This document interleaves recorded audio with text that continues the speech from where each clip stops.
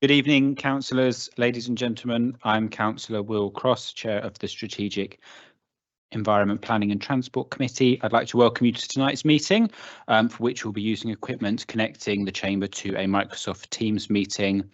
There is a live stream available through Teams, and a recording of the meeting will be uploaded to the council's website afterwards. Apologies for absence. I haven't received any. Does any apologies for absence from the floor? No. Okay. Item 1, are there any declarations of interest? No. Item 2, minutes. You'll have received a copy of the minutes of the last set meeting. Are they agreed? The next item is minutes of the Traffic Management Subcommittee. Are they agreed? Minutes of other bodies, namely AWE Local Liaison Committee and the Joint Waste Disposal Board. Are they agreed? Petitions, there are none.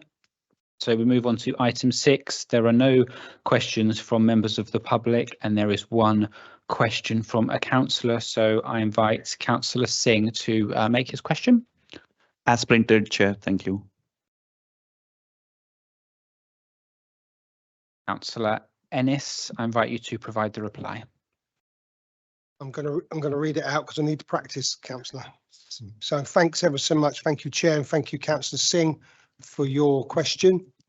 Thank you for your question. Tylehurst, Reading and much of south of England is underlain by a bedrock of chalk and limestone, which is covered in some areas by varying depths of clay and gravel cover deposits. In these areas, the interface between the chalk and the cover material deposits presents favourable conditions for natural geological features known as solution features to develop.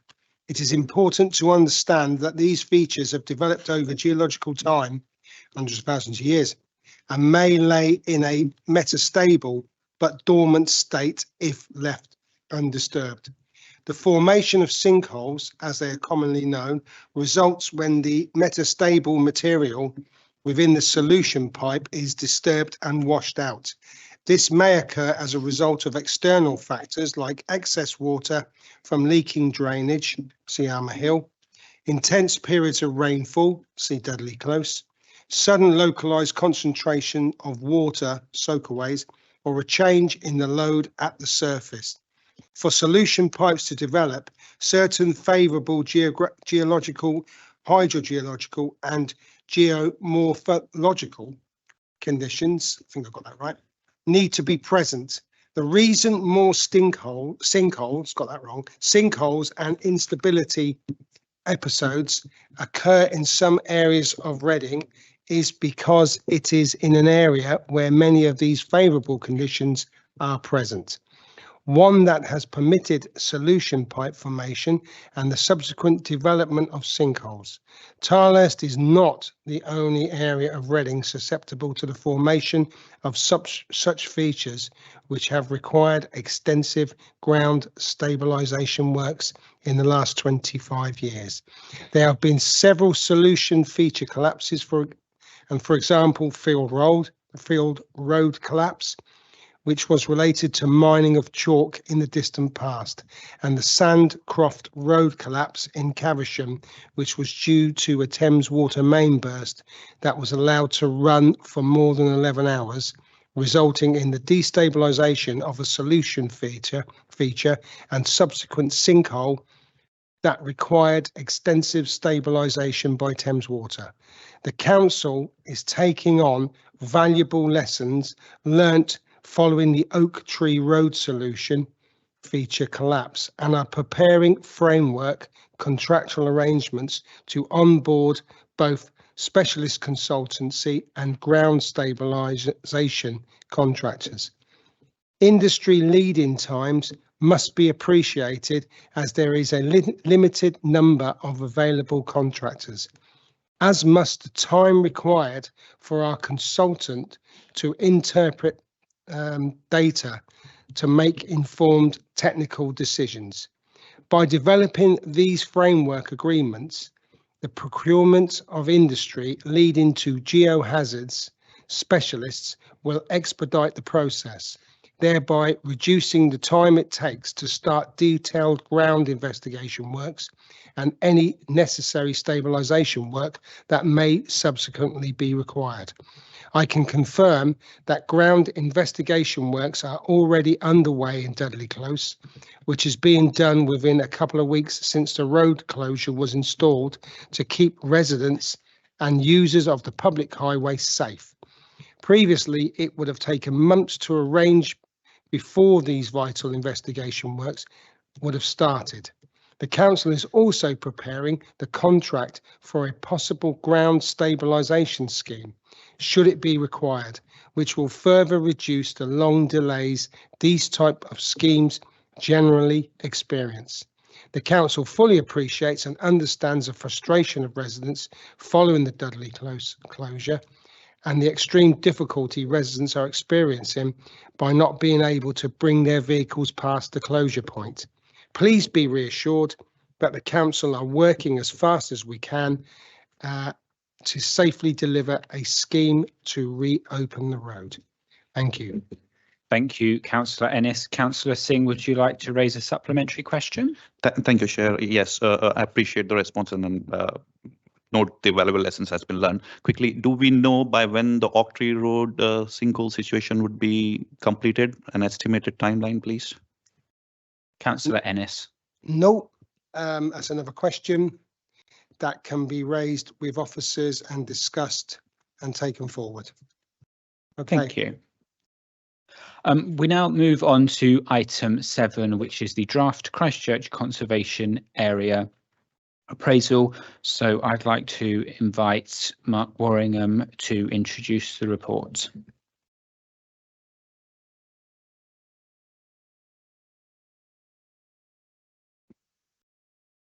Thank you, Chair. So this item relates to a draft conservation area appraisal that's been undertaken for the Christchurch Conservation Area, which would replace the existing appraisal dating from 2010. So the draft appraisal is the result of a significant amount of hard work by the members of the Conservation Area Advisory Committee, or CAC, who have undertaken all of the research, initial engagement, background work and drafting of the document on an entirely voluntary basis, and they should be commended for all the work that have been put into this and the quality of the resulting document. This is the third such appraisal that's been produced by members of the Conservation Area Advisory Committee, after St Peters and the Castle Hill, Russell Street and Oxford Road area, both of which have already been adopted. So I know that the committee is going to be speaking on this item in a second, so I won't steal their thunder. But just to note that the draft appraisal results in a sizable proposed extension to the conservation area. The recommendation of the report is to approve the appraisal for consultation. That consultation would be carried out for an 8-week period commencing later this month. Subject to the results of that consultation, the appraisal will be brought back to a later meeting of this committee for adoption. Once adopted, it becomes a material consideration in planning decisions and will inform other actions related to the conservation area. The recommendation of the report is further to note the progress update that the Conservation Area Advisory Committee has provided in the report and will be speaking to shortly. Thank you. Thank you. I'd now like to welcome Evelyn Williams and Richard Bennett of the Reading CAC to give a brief presentation to the committee. Evelyn. So, good evening. Just to introduce myself, my name's Evelyn Williams and I'm Chair of Reading Conservation Area Advisory Committee, and I'm here this evening with our Vice Chair, who may want to introduce himself. Richard Bennett. Thank you. So, the Conservation Area Advisory Committee is delighted to be able to present to CEPT our third community-led revision of a conservation area appraisal. This follows the completion of St Peters, Russell Street, Castle Hill, Oxford Road appraisals, which were adopted in 2018 and 2020. This submission includes, for the first time, photo appendices of listed buildings and buildings of townscape merit, views and significant trees. The aim of doing this is to provide a one-off record of condition to assist planning officers and other users of the document. Also included in the agenda item is a review of our progress for the year. We have had a very busy and productive year within our wider remit of the conservation and enhancement of Reading's heritage. We also participate in the cultural and civic life of Reading through the Arts and Heritage Forum and the Reading Walks Festival. Unfortunately, our progress on conservation area reviews has been slow. It has been challenging. Eldon Square review is ongoing. Significant progress was made on St Mary Butts Castle Street and also the Marketplace London Street appraisals, but these were stopped by the High Street Heritage Action Zone Historic Area Assessment. And we have not yet started work on the other 9 conservation areas. Just as a reminder, there are 15 in Reading. And to make further progress, to improve our output, we need more resources. We need to increase our membership and to ensure that membership represents a wider area of Reading. To lead the work required, we are seeking new members as individuals or as representatives of existing groups and societies. It is, of course, important that all reviews are community-led by people who understand the special character of a conservation area from within. They also need to understand and be able to make objective assessments of the special interest which justifies the conservation area designation. So returning to Christchurch CA, next slide, please. So as you can see from the slide, this is a hilltop conservation area. The paler area is the high ground, darker areas are the low ground, sloping down to the Kennet in the west.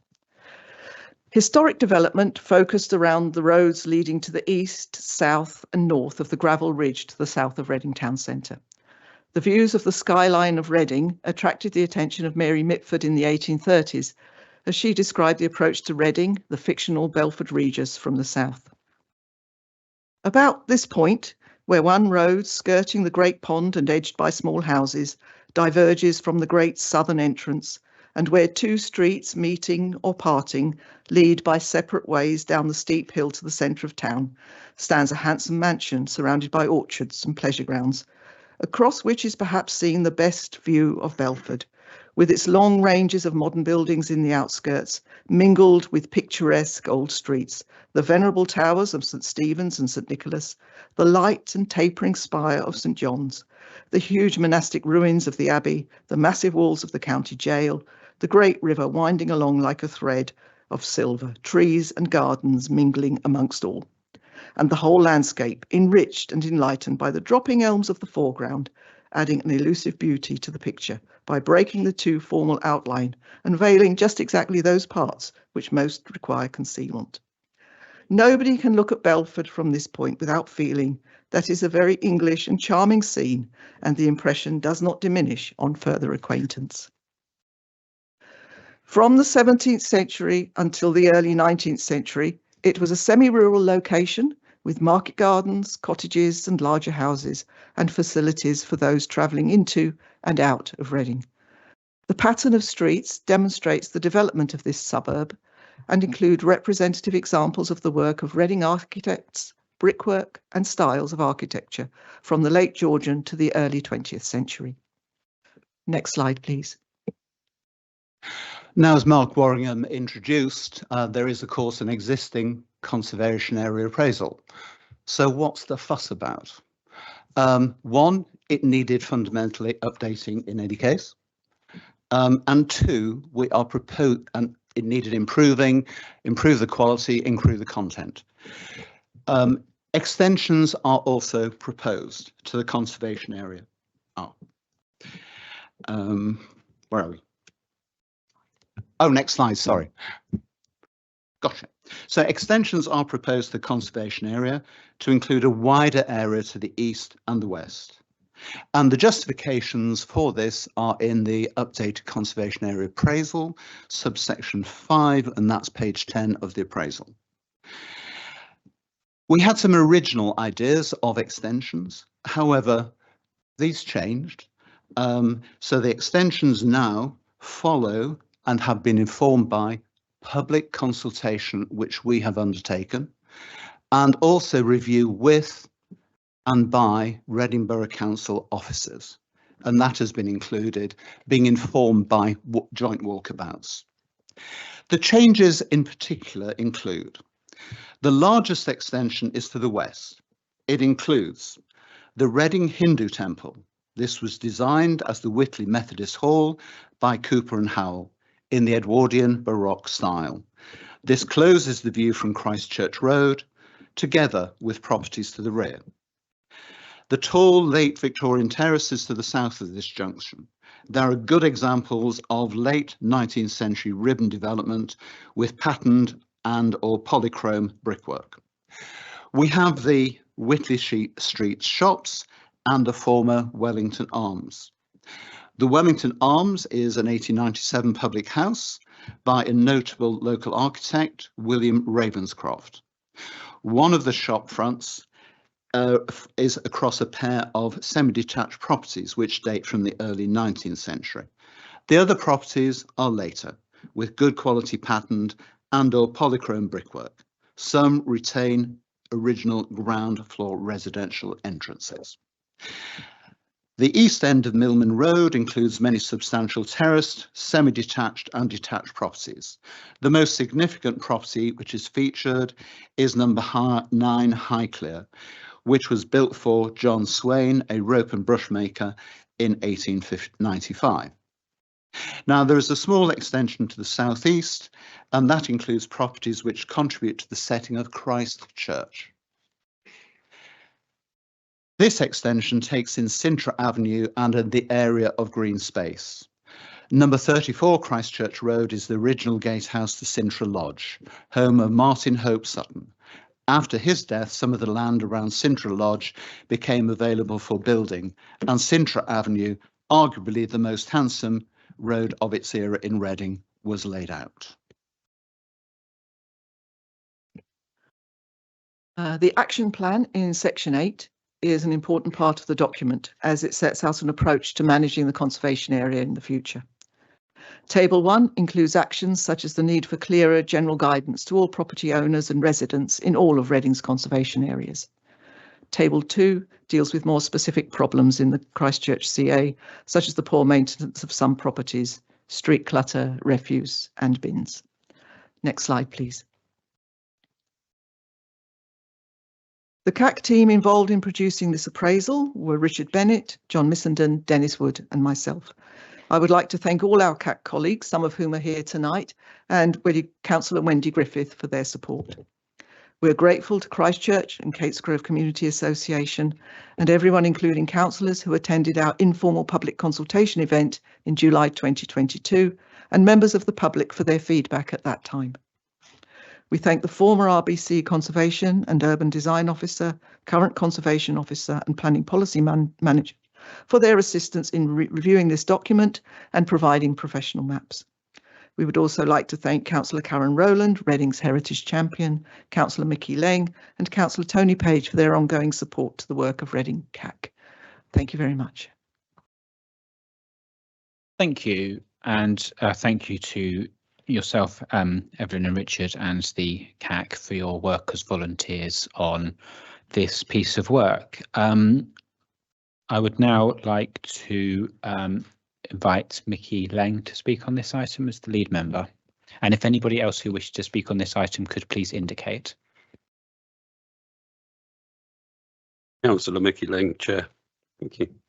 Thank you, Chair, and thank you to Officer Warrenham, and of course, thank you to Evelyn and Richard for your very informative presentation. And of course, I thank all of the CAC for their people-first approach and community-led approach. Without their input, this appraisal would not have been possible.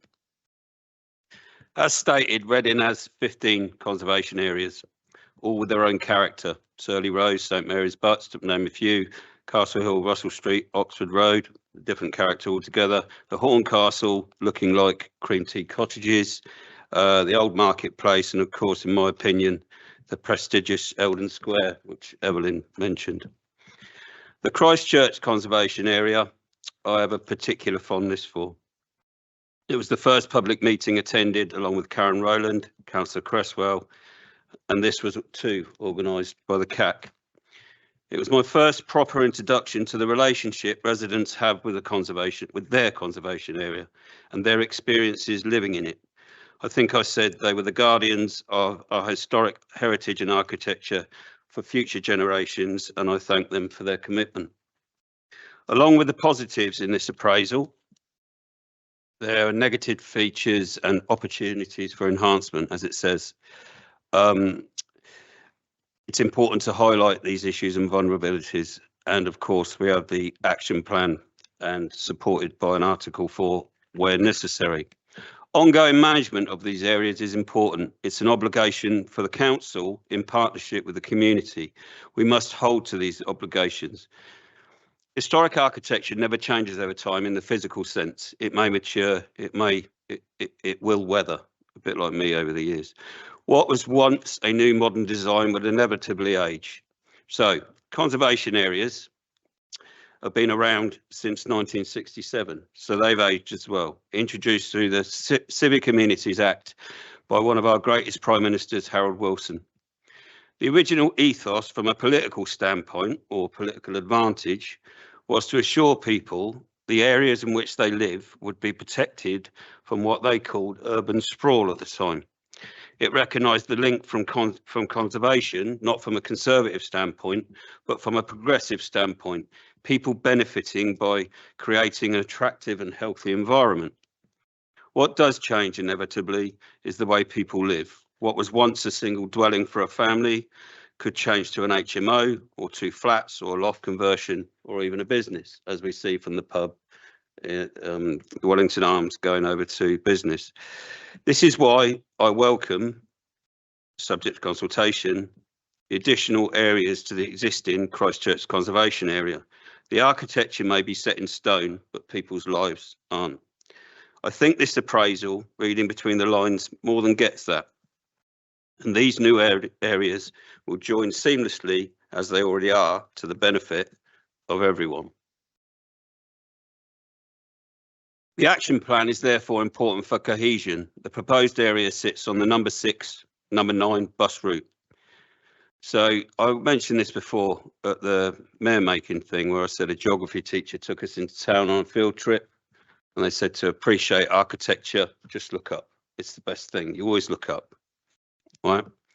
What I want to see is the views from the lower deck at street level when you're going on the bus, and it looks attractive and a nice place to live, as well as what we see from the upper deck of the bus. So just moving on to a couple of points. So about special interest, where it says we've got the experts from CAC, but it says within the NPPF, when considering the designation of conservation areas, local planning authorities should ensure that an area justifies such status because of its special architectural or historic interest, and the concept of the conservation is not devalued through the designation of areas that lack special interest. I'm glad that we define special interest and we have quite a wide sort of flexible approach to that, you know, which picks up of a lot of working class heritage when we define it. Historic England recently were giving grants to promote working class history. I know that through our local listings, we are preserving working class history. The Transport and General Workers Union signage linked to trade union history in our town is one being floated for consideration. Going back to urban sprawl, going back not too distant time ago, it was deemed necessarily to buy up homes through compulsory purchase orders for the greater benefit, you know, the IDR and in certain other examples as well. I reference South Reading as I know a family on a local estate, six brothers and sisters and their mum, who were moved out and rehomed on the brand new estate. They were the first ones in the street some 47 years ago. No money changed hands, no compensation was paid to the family. What they did get was an affordable home for life. The resident reminisced and said, "It was brilliant. When we moved in, You could smell, and he used the noun, the fresh and clean, he said. So here we have a greenbelt development, you could say.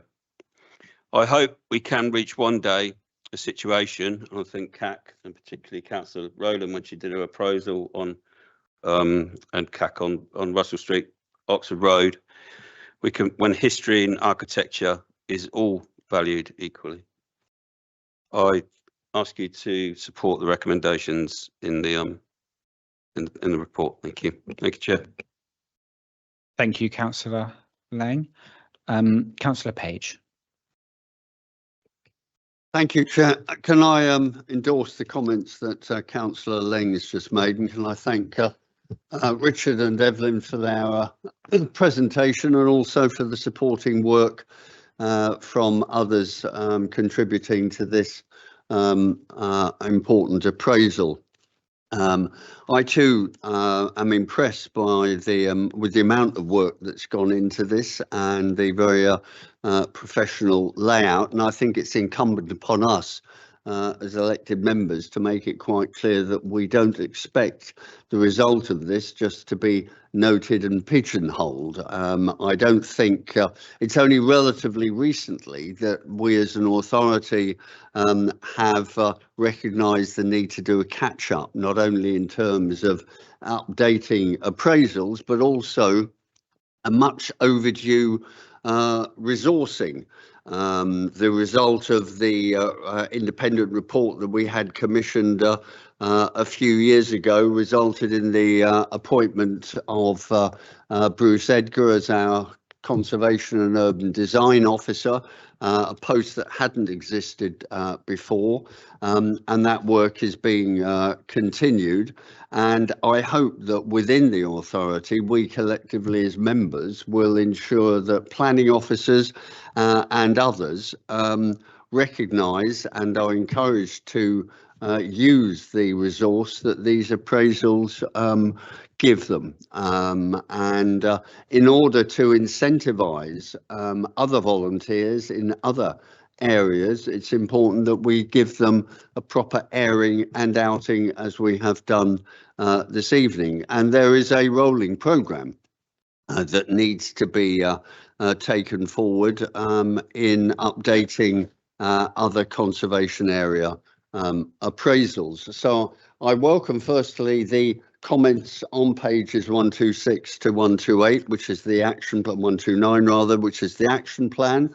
I like the fact that they have rightly got the opening section on page 126 referencing all conservation areas, and I would certainly agree with that. And I just wanted to pick up on Appendix 3, which is the general update from the CAC. The CAC itself is relatively new. I was very pleased as the then lead member about, was it 7 or 8 years ago? I can't remember now, when we had some initial meetings in the Mayor's Parlour with Historic England there as well, to pave the way to establishing the Conservation Area Advisory Committee.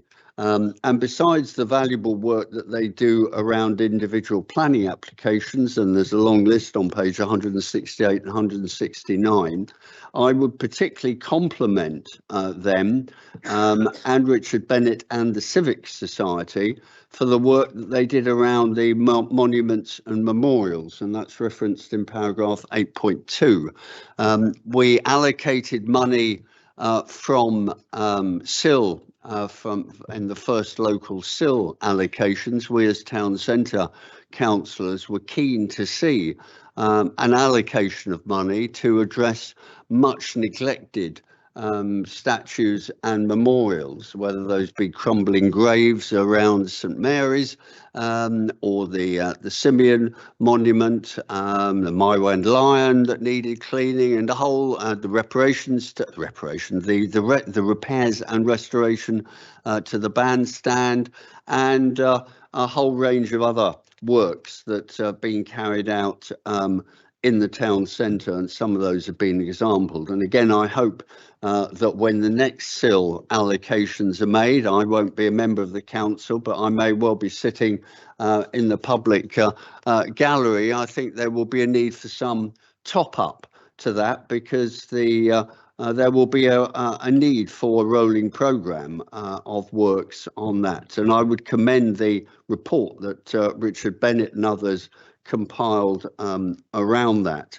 And the concluding paragraphs of the priorities for 2024 are ones which I hope colleagues will endorse, because we too, as an authority, need to ensure that training at least and advice and guidance can be offered to those volunteers who engage with the CAC and their local communities. But we're in a much stronger position than we were, say, 10 years ago, where we didn't have a CAC, where we didn't have a QDO, and our enforcement and other resources were much less than they are now. So I would conclude by thanking Richard and Evelyn and all those involved with the CAC for the work they do. It is appreciated. It has played an important part in a number of planning decisions and appeals. And so they can be, I think, reassured that we value their work and their ongoing contribution to Reading. Thank you, Chair. Thank you, Councillor Page. The next speaker will be Councillor McElroy, and if there's anyone else who wishes to speak on this one, please indicate now, otherwise that will be the last speaker. Councillor McElroy. Yeah, thanks, Chair. Yeah, thanks to our guests for all of the work that you've put into this, and to the councillors across the room that have been involved. I think it's time well spent on a worthy pursuit.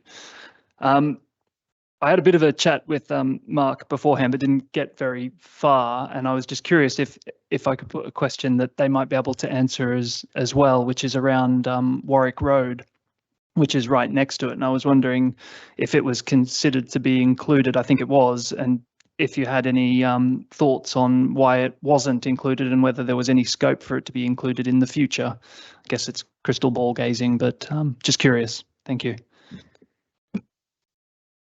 Thank you. Would you like to respond to that one, Mark? Well, I think it's always a balance when you're looking at extended conservation areas. What genuinely has that special character and architectural interest that you need to pass that bar for inclusion, and which areas are, if you included them, would potentially dilute the importance of the core kind of reason with the conservation areas designated in the first place.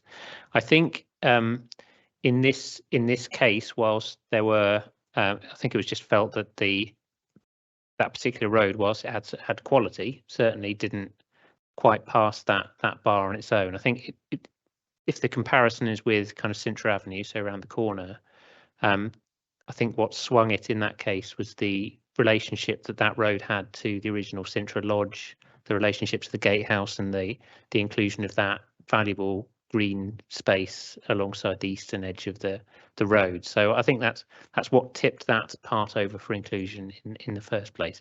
But I think exclusion from the area doesn't mean that there's no value to that, to a road. It just maybe doesn't quite hit the level required for inclusion.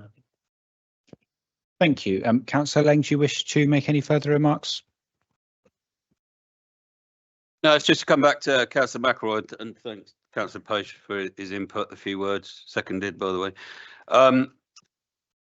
If you read between the lines on my statement, it's very much, I'm in agreement of how the bars are set sometimes, and I think the parameters aren't set, but it's set from outside rather than inside. I think the CAC and councillors are quite good at promoting what they want to see in the conservation areas. But as it comes back to Officer Warrenham, I think he clarified the point that it didn't quite hit the bar. But I do get where you're coming from. If you look at the extension, it can sort of make some right turns and then left turns and you think, oh, and then you drive past and you go, ah, that didn't hit the bar. So, but it still doesn't, to me. I think it's defining history, what's important historically, and what's defined as a special interest, which was the point I was trying to make, probably too cryptically in my statement. Thank you, Chair. Thank you, Councillor. So the recommendations are as printed in the agenda papers. The committee is asked to agree those recommendations. Is that agreed? Thank you very much. And yes, thanks again to the CAC for coming. You're free to go, but you're welcome to observe the rest of the meeting if you so wish.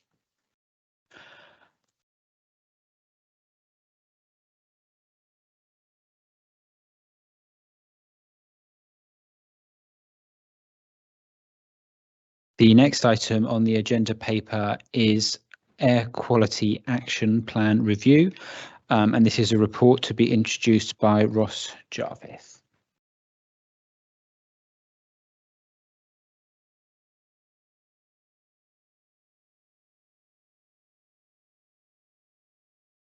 Thank you, Chair. This report brings forward the draft Air Quality Action Plan for approval for following public consultation. Over the course of the previous action plan, NO2 levels have improved significantly, so that whereas there were 18 exceedances of NO2 objectives in 2016, there are now only a few hotspots and only one known exceedance. The new Air Quality Action Plan identifies where we need to improve air quality over the next 5 years and provides actions to help achieve these improvements. In addition to NO2 improvements, the action plan has a new focus on reducing PM 2.5, which is the pollutant that research shows causes most harm to health. And the actions in the action plan, table 5 of the action plan, are split into three broad categories: cleaner transport, policy and guidance development, and public health and awareness. And these include measures to encourage active travel, increase modal shift, and discourage vehicle usage in certain areas where people live or go to school. Other actions include working with the NHS and public health professionals to protect those vulnerable to air pollution and to raise awareness and encourage behaviour change. The action plan also supports implementation of measures to accelerate the uptake of low and zero emission vehicles. So during the public and statutory consultation, we received 217 responses, and most of those responses showed strong agreement with the actions within it. However, following the consultation, we did make some minor changes, which have now been made to the action plan. They include the addition of an action to increase tree planting and greening, and also to lead the way with improvements to emissions to the council fleet.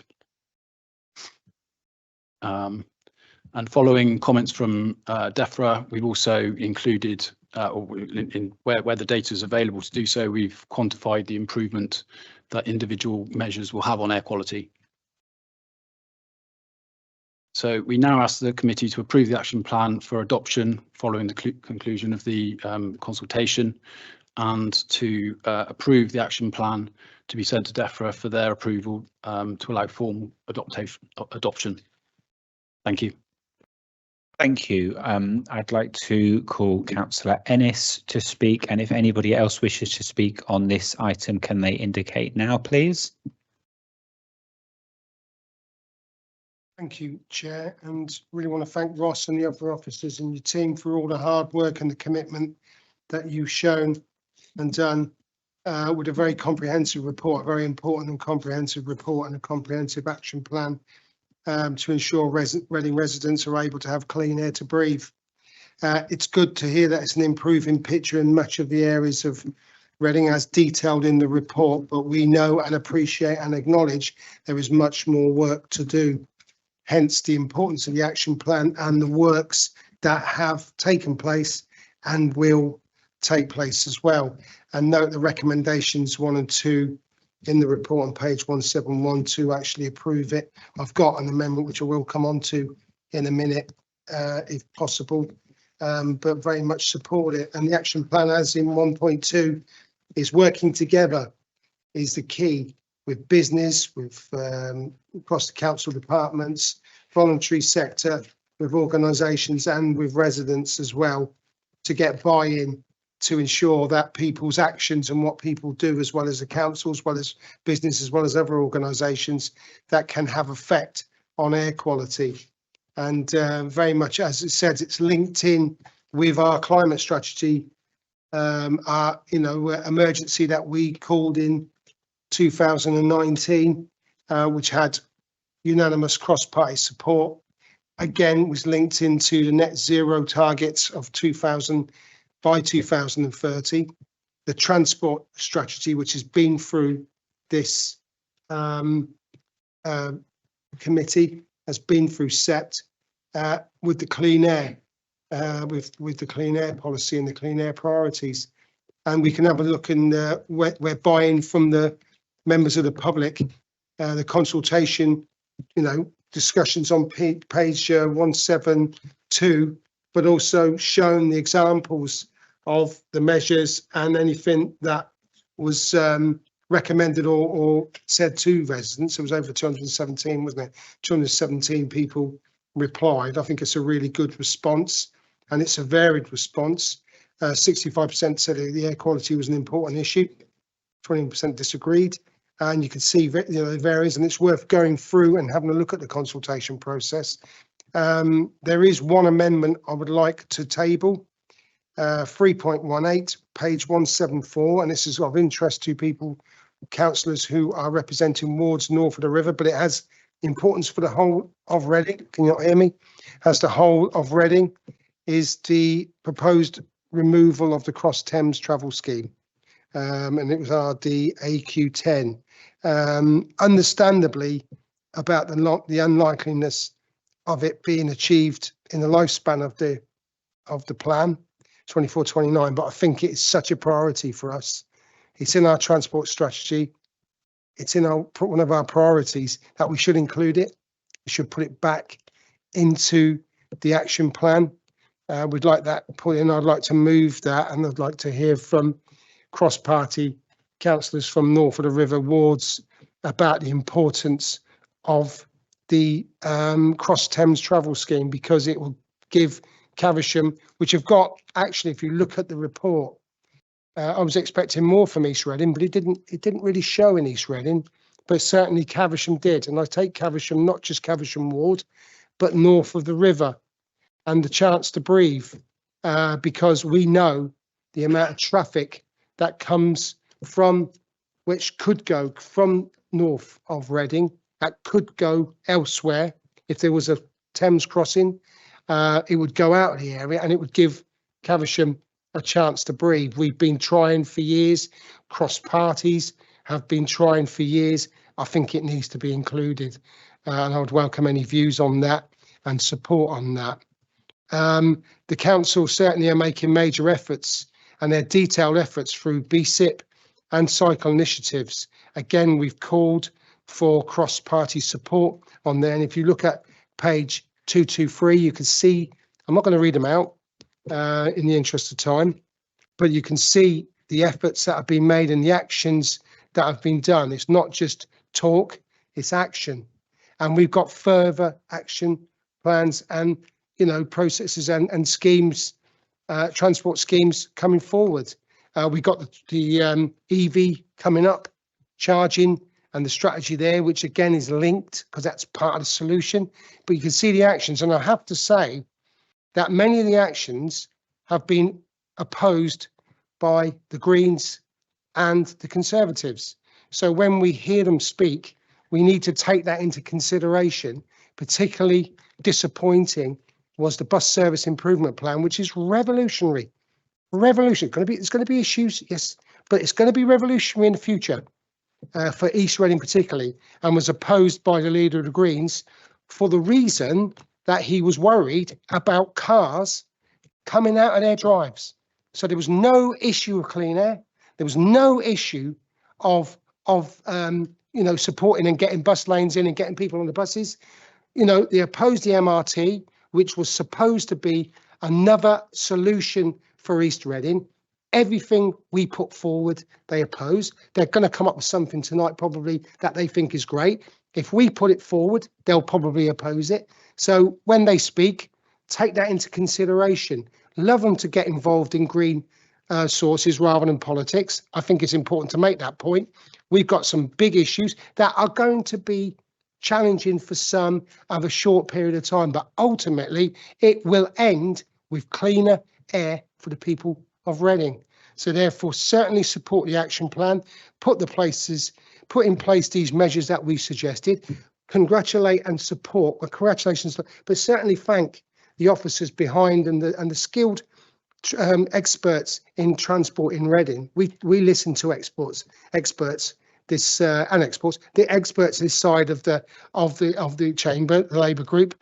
We certainly do take into consideration some of the revolutionary changes that we're going to make to Reading, which will be a challenge for many, but ultimately will lead to a greener, cleaner Reading with clean air. So very much support it, improve the air quality for all, and put in place these measures. Thank you. Thank you, Councillor Ennis. So you've proposed an amendment, and I just want to confirm that the wording of that amendment is to retain the Cross Thames Travel Scheme measure number RDAQ10 in the list of actions, while noting that it is unlikely to be achievable within the lifetime of this action plan and is a long-term goal of the council. Is there a seconder for this amendment? Yes, Chair, I second it and reserve my right to speak. Thank you. So we can now have a debate on the amendment. If anyone specifically wants to speak on the amendment regarding Cross Thames Travel Scheme, please indicate now. Okay. Sorry, Chair. Oh, Councillor Borston. Thank you. I support the amendment. Thank you. Thank you. If nobody else wishes to speak on those amendment, we'll move to the vote on that. All those in favour of the amendment? All those against the amendment? All those abstaining? Okay, thank you. So that amendment is carried.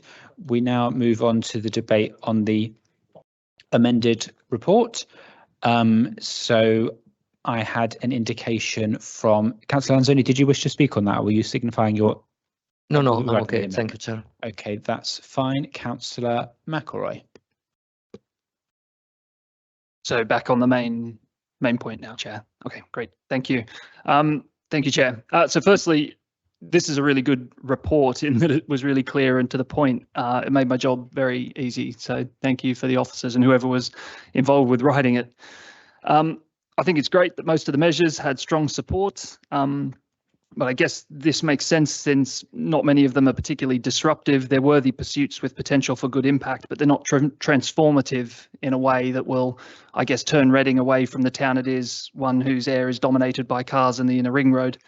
And I guess that's borne out by just the 14% of respondents saying that they have faith that the action plan will actually work.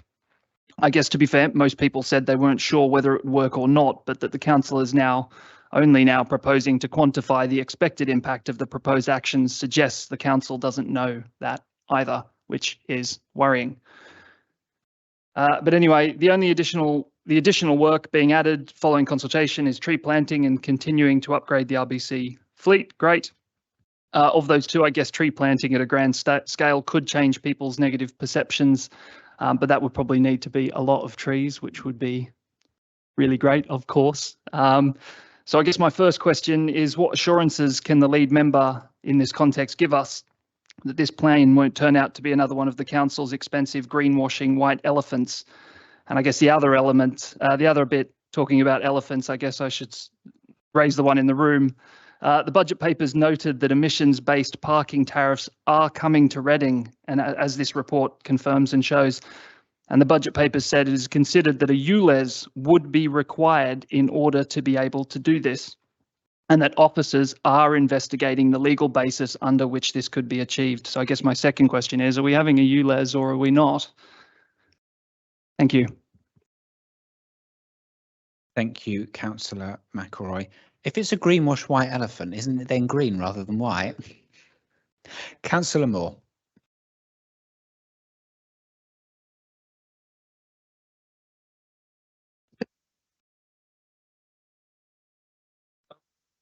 Any offers cross party? Thank you very much. Thank you. Just actually, I wasn't going to speak. Just a point of order on the report. There's an error in the report, pages 211 to 212. It lists the responses by the old ward boundaries, which is incorrect because the consultation was carried out under the new ward boundaries. I don't mostly say that because it's nice to see where the responses have come from, and it's a bit skewed because which one is Thames, we don't know, and the other ones as well, and some of them don't exist anymore. So I just want a point of order that can we make sure that we're actually publishing the responses for consultations by the correct ward boundaries? Thank you. Thank you. Yes, on that point, if we agree this tonight, can it be on the proviso that the amended version is published with the correct 2022 ward boundaries? Okay, that's fine. Councillor Magon. Thank you, Chair. I was actually going to say this under the next item, but it seems to be more relevant now. I feel it's very disingenuous to say that Greens voted against the London Road section of Bus Lane because of people coming out of their drives. Now, I'm new to this, but I'm old enough to have lived in St John Street before the Kings Road Bus Lane, when that was a huge cut through. When the traffic switched on to London Road, and the left turn out of Alden Road into town, it had a massive effect on the residential roads, the reduction in stationary traffic every time there's a problem. Now, in Park Ward, I have the dubious qualification of being the only councillor who has a car and drives. But as soon as there's any disruption on that stretch of London Road, for example, when the bridge was being worked on last year, all down Culver Lane, I'm just trying to get all the roads, Church Road, St Peter's Road, all those ways are just a queue of stationary traffic as drivers try to avoid that stretch. I fail to understand how taking one lane of traffic out there without a joined up holistic effect impact for, say, all the roads bordering on that Wokingham barrier isn't just going to make queues of stationary cars outside residential roads far worse than they are already. I'm not objecting in any way to the objection of a bus lane, just that I feel that following our meeting, I think it was a couple of months ago with myself and Mr Penman, regarding Crescent Road, it's all part of the same problem, and those cut throughs along through down to the hospital to rejoin London Road further up just come under increasing pressure anytime there's any impact on any of those incoming routes from Wokingham. As I say, I'm fairly new to this and the processes, but I do feel it's disingenuous to say that it was just because cars can't get out of their driveways. Thank you. Thank you. Is there any other contributions from councillors on this item? No. Is there any response that you'd like to make to any of the statements at the moment, Ross? If not, that's fine. I'll go to Councillor Ennis. Okay, that's fine. Oh, I'm itching. I'm itching. You just wait. Hang on. Yeah, sorry, Councillor Ennis to sum up. Thank you. Thank you, Chair. Thank you, Councillor Cross. Yeah, it's all white elephant. The 51% reduction in the borough's carbon emissions since 2005, the 8th largest reduction across 374 local authority areas in the UK. Reading leads all the other Berkshire local authority areas for emission reductions and is ahead of the UK average by 12 percentage points. You should get your pen out, write it down. 74% reduction in the council's own carbon emissions, our own carbon emissions in 14 years. Greenwashing, white elephant, I don't think so. Target to reduce the council's use of fossil fuels by 50%, met 2 years ahead of schedule. No white elephant there. You know, we got to keep saying this, and I hope James, the reporter, great man for Reading FC, by the way. I hope he's watching and I hope he's noting down these things because he needs to make sure these are publicised. 68% reduction in emissions from waste, and Reading has featured in the Carbon Disclosure Project's CDP Global Environment A-list for 3 successive years, with only 25 other councils appearing. Not my work, the work of the council officers, and fair play, the work of Councillor Tony Page, who for a number of years have worked tirelessly together with other organisations to ensure that carbon emissions are reduced. And we need to act. If that was a Green Council, you'd be shouting it from the top of the trees, which many have been planted. The question about the thing, I'm talking fact, Councillor Magan. That is what he said. That is exactly what he said. I sat across the room. Can you address comments through the chair, please? Yeah, sorry, Chair. Councillor Singh was there and heard it. He said he was concerned about cars being able to pull out. The difference between yourselves, and I am going to concentrate on yourselves because it's well documented. The Conservatives are honest. You know, a lot of money went in from Boris Johnson, Prime Minister. We got the benefit of it, and I've always said thanks for that. And I thought you'd have been shouting that a lot more, but your turn towards the car is very disappointing. I don't think you're going to win any votes out of it. But I'm going to concentrate on the Greens. Got many people in Reading believe you're the party to make sure that we get a Green fleet. You're not. You're not. Can you address comments through the chair, please? Okay, Chair, they're not. Okay. The fact is, Chair, is that the Greens are really today's politics. You're worried about today. You're worried about, oh, my road will be this, or I have a car and I'm concerned. We have made it clear at traffic management that there will be a knock-on effect. We need to monitor it. We need to look at it. We need the cooperation of East Reading councillors. We know we're not going to get it. We know we're going to get party politics. We know we're going to get that, but we'll be looking at it ourselves. I've been out there myself quite a few times, looking and examining along with officers, with professionals, Chair, who are saying if there is any knock-on effects, they will be delivered. We've got enough money, or the money, certainly for some, that we're going to spend wisely on that. We are talking about tomorrow, today and tomorrow, the future. This is a 5-year plan for the future, not just for today. And what we're looking at is to appeal to our colleagues, and Wokingham Borough Council are very much on board with it.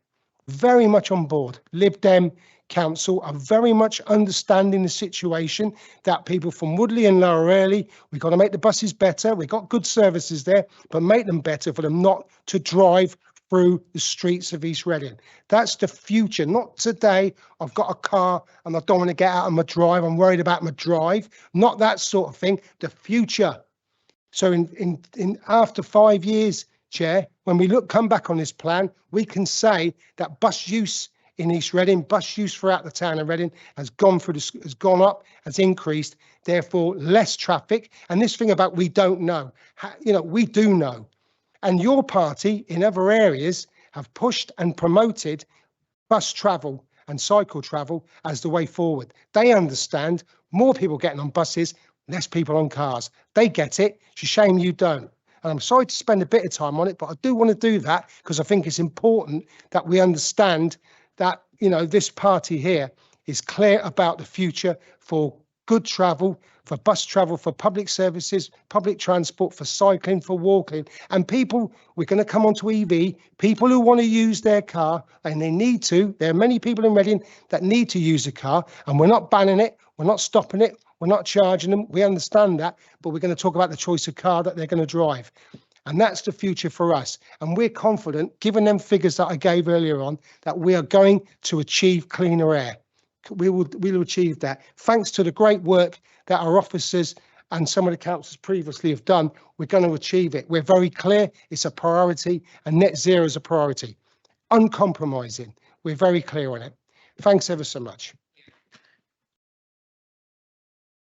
Thank you, Councillor Ennis. The committee is asked to approve the recommendations.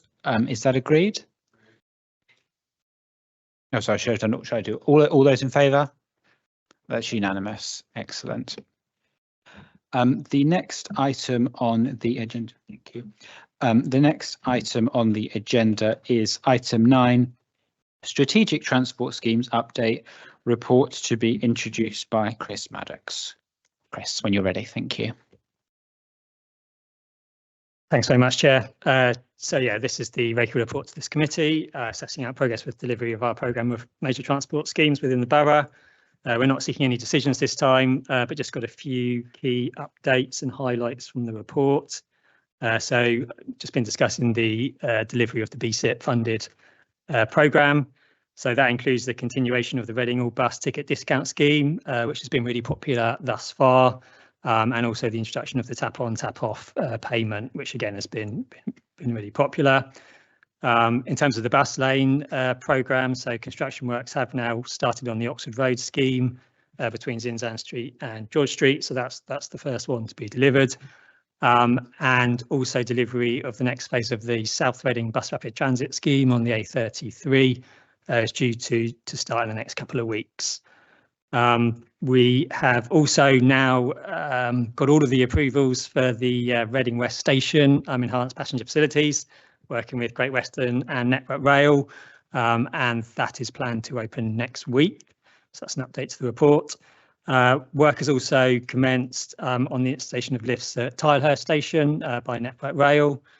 So we think that's a really positive move as well. And obviously we've got some longer term thinking around further improvements that can be made to complement those works. And also set out the latest progress with delivery of the active travel programme of works. And just one update to that is that last week the Council's Traffic Management Subcommittee approved the commencement of the latest School Street scheme in the borough, which is for Civitas Academy on Great Knowley Street. Thank you.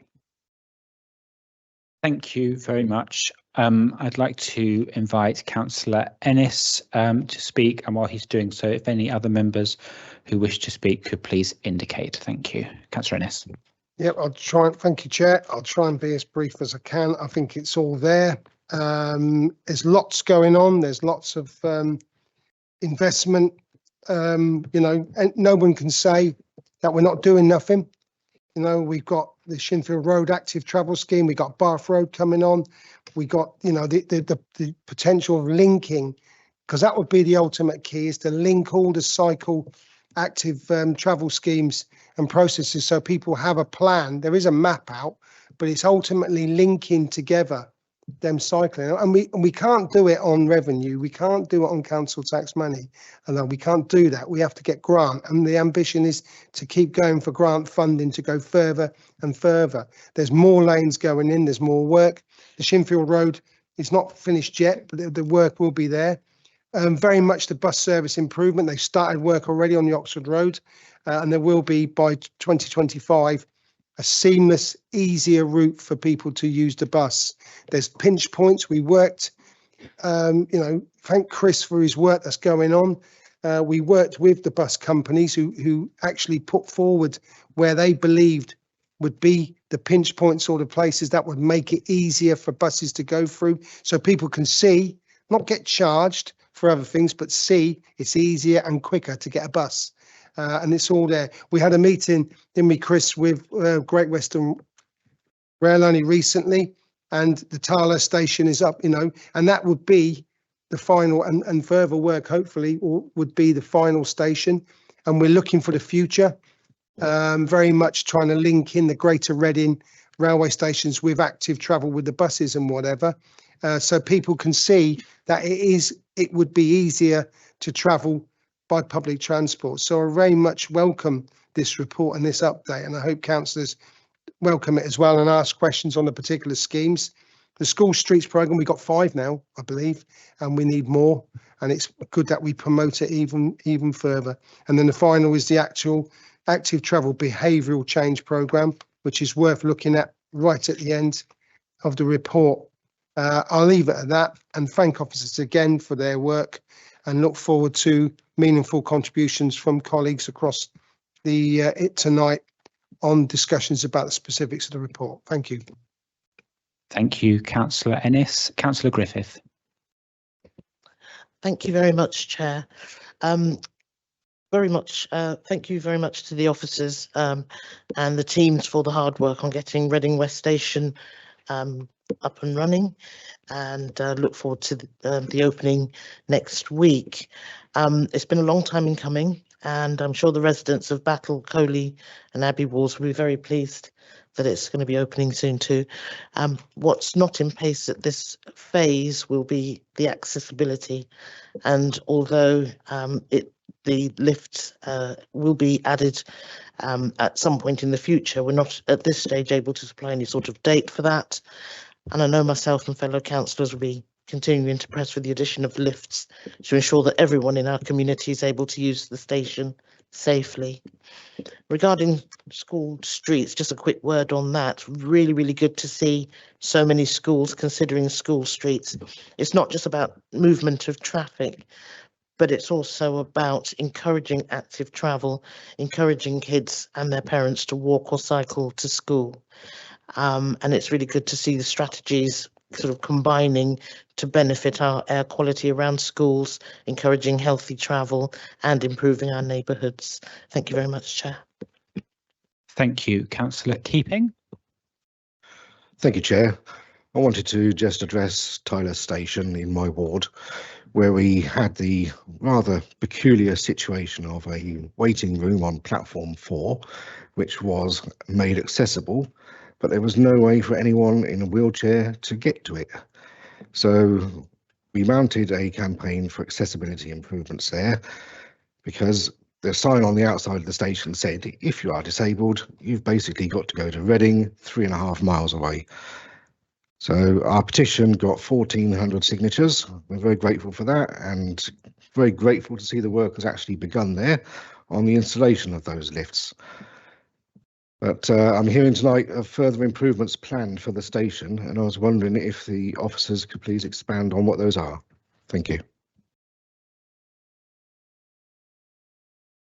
Thank you. I'm next going to call Councillor Page, who has reminded me that this is his final meeting of SEP before he stands down, and has asked me to say a few words in tribute to him. So Tony, for people who may know, Tony for a number of years was the lead member for this portfolio before Councillor Ennis took over, and in his role in that capacity and as a member of this committee, he has been instrumental in the climate and transport journey that this town and this council has been on, whether that's lobbying the government successfully for Crossrail to be extended to Reading, keeping the buses publicly owned, or driving forward our clean air and active travel strategy with regards to modal shift. Most recently, one of the last acts in his role as lead member was ambitious bids, which he took forward for cycling and walking infrastructure, including most recently Upper Redlands Road, Christchurch Green and Sidmouth Street. Some of those were funded, some of them aren't. And if the government's ambitions had matched Councillor Page's and this administration's, then even more progress would have been made in this important area. So I'm sure everyone would like to join me in thanking Councillor Page for his work in the area of transport and environment over many years. Councillor Page. Stolen my lines, Chair. No, thank you. Oh, thank you very much for those remarks. I was going to say that it's very satisfying to look down on paragraph 1.2 and see the progress that we've made over those years. And I'd also like to thank Chris and all the other officers that have been involved in progressing, delivering, and still to deliver a number of these elements. The BSIP programme, as Councillor Ennis has rightly said, has got a lot of transformational elements, and we need to remind ourselves that it's because of our good track record, not only having a good delivery arm in the form of our publicly owned Reading buses, but because of our track record as an authority in delivering schemes, that we were allocated one of the largest per capita bus service improvement plan allocations in the country. Less than half of all local authorities got anything, and for us to secure the huge amount that we got that's summarised in paragraph 3.3 is no mean achievement. And I would also associate myself with Councillor Ennis's remarks about the constant negativity we get, particularly from the Greens. I expect it from the Tories locally, but from the Greens, the constant lack of support and ambition for public transport is quite shameful, including their opposition to the East Reading Mass Rapid Transit scheme, which would have delivered a stepwise improvement in public transport and addressed a number of the issues that Councillor Megan, through you, was complaining about earlier. And we made it clear at the time that the status quo along the London Road is simply not acceptable. And so what we are coming forward with, in my opinion, is second best, because the East Reading Mass Rapid Transit scheme that was supported by this authority would have delivered a stepwise improvement in public transport and encouraged a much greater modal shift from outside of Reading to public transport than we will probably be able to deliver. Because what is proposed along the London Road is second best compared with that scheme, but it's still needed if we're going to meet the targets around air quality and modal shift. So that programme is one that has still much to offer people in Reading, and I know that Councillor Ennis and my colleagues will dedicate themselves to delivering as much of that as is possible. Reading West Station has been mentioned, and in my mayoral capacity, I'm looking forward to opening the second station in my mayoral year next Tuesday, albeit this isn't a brand new station in totality as Green Park was, but the transformation that we are delivering along the Oxford Road is substantial, but there is more work to be done, and clearly delivering a fully compliant station that offers full access for people with disabilities has still to be achieved. But the planning of the work so far will allow the fitting of lifts and also importantly the rebuilding of the platforms.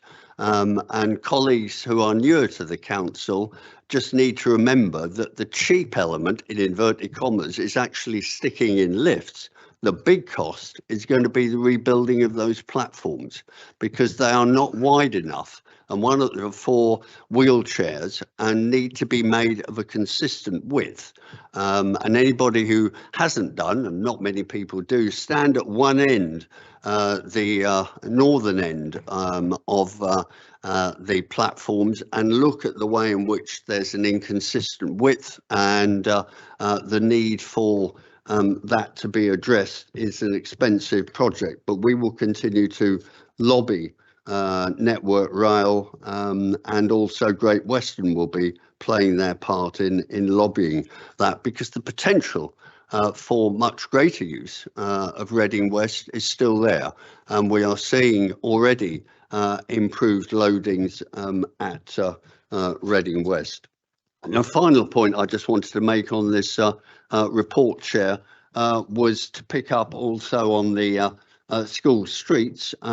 Traffic management gave approval the other week for the latest one outside the Academy on Great Knowledge Street, and I'm delighted to have been involved with the rollout of those schemes over the year.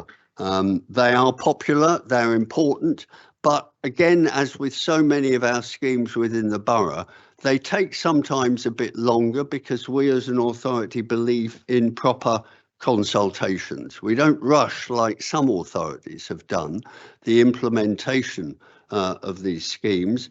Getting the school to a place of where it even recognised that as an option was a bit of a challenge. It took some work. And again, officers of this council gave up time to meet with the head teacher, Sal Ducker, and the chair of the managers, of the governors rather, and took them through the potential benefits. And along with the work that we've done with the local residents and parents, I think we're in a good position to deliver another successful scheme. So thank you, Chair, for your kind remarks. As I say, I may be retiring from the authority, but rest assured I will be around, and perhaps I might even pop up asking the occasional question or delivering a petition from the public benches. But thank you again.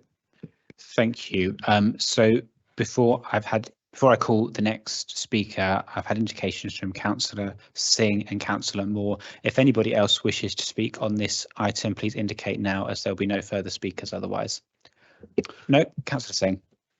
Thank you, Chair. And my question is to the officer, and thank you for the report. I've got 3 questions, so I'll go the question. Question 1 is on table 3.11, page 326. That is, I don't see many charging points on the west of Reading, like Tilehurst and other areas. Any particular reason for that? This second, sorry, are we on the EV charging infrastructure strategy? We're on strategic transport schemes update, which is item 9. Yeah, so my next question is on the bus, the strategy. The one thing I want to just put it on record is we welcome the overall improvement. Our objection is we don't want the bus lanes to be turning into a cash cow machine for residents, because we have seen the bus lanes. It's notorious in Reading, £4 million in fine, and that is our objection. We have recommended that turning those bus lanes into time only, congestion time only. It shouldn't be 24/7. Therefore, that meets a meeting in the middle, which does not hurt the car drivers, and at the same time it supports the buses during the congestion time. So I just wanted to put that on record in terms of that. And also the consultation has shown what resident wanted, and those were the things I just wanted to put that on record. Thank you, Councillor Moore.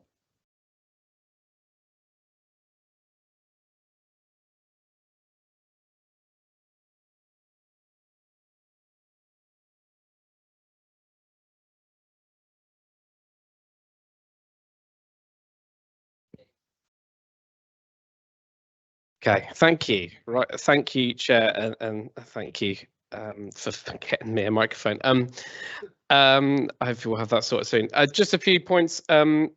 First of all, just say well done everyone involved in getting the accessibility improvements to Tilehurst Station. That's fantastic. And the paradox of the waiting room, I'm glad that is going to be resolved, because that's completely mad.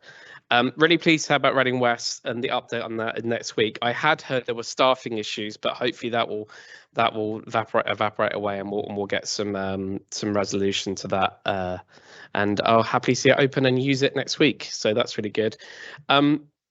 On the active travel behavioural change programme, just a question on that in terms of members. Is obviously there's some revenue grant funding there.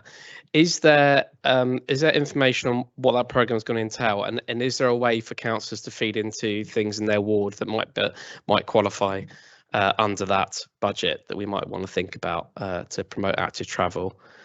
And just one final political point, just want to remind Councillor Page that the East Reading MRT was defeated by Wokingham Labour councillors who opposed it. Okay, thank you. So before I go to Councillor Ennis, are there any points that officers would like to respond to on that?